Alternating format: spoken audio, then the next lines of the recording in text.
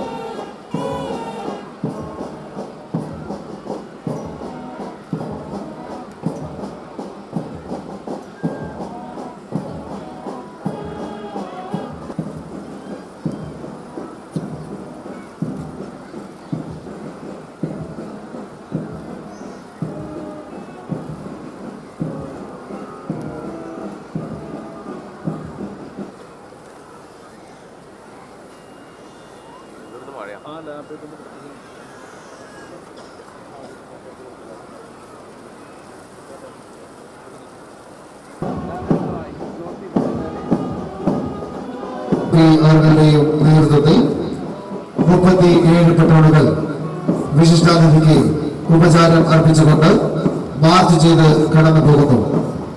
പരേഡിൽ ഒന്നാമതായി അണിനിരക്കുന്ന Malabar special police battalion പട്ടോണിനെ നയിക്കുന്നത് armed police sub inspector Shri Martin ഡിക്രോസ്.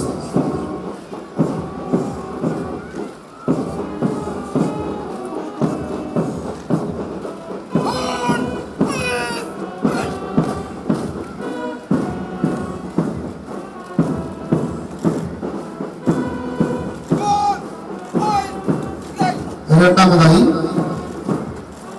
Malappuram ജില്ലാ പോലീസ് പട്ടോൾ നയിക്കുന്നു ഹാദിൽ റഹ്മാൻ കെ.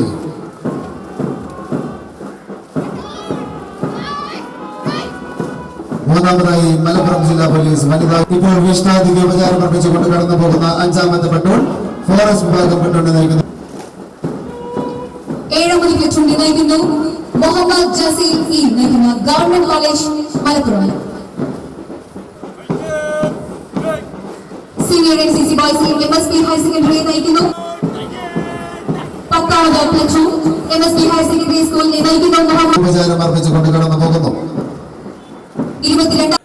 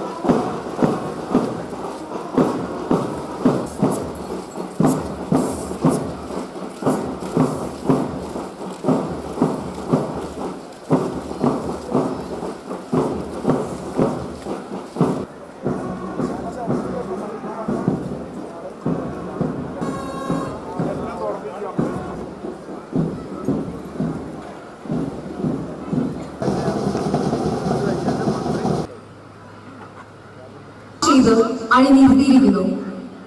ചെയ്ത അദ്ദേഹം കഴിഞ്ഞ പോലീസ് ആംഡ് പോലീസ്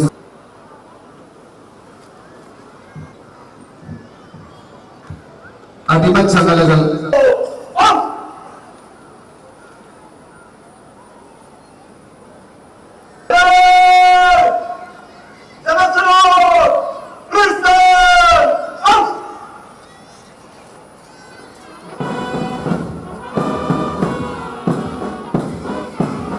രാജ്യത്തെ സാമ്പത്തികമായും രാഷ്ട്രീയമായും അസ്ഥിരപ്പെടുത്താനുള്ള ആഭ്യന്തര അന്താരാഷ്ട്ര ശക്തികളുടെ ശ്രമങ്ങളെ ചെറുത്തു തോൽപ്പിക്കണമെന്ന് റവന്യൂ വകുപ്പ് മന്ത്രി കെ രാജൻ പറഞ്ഞു.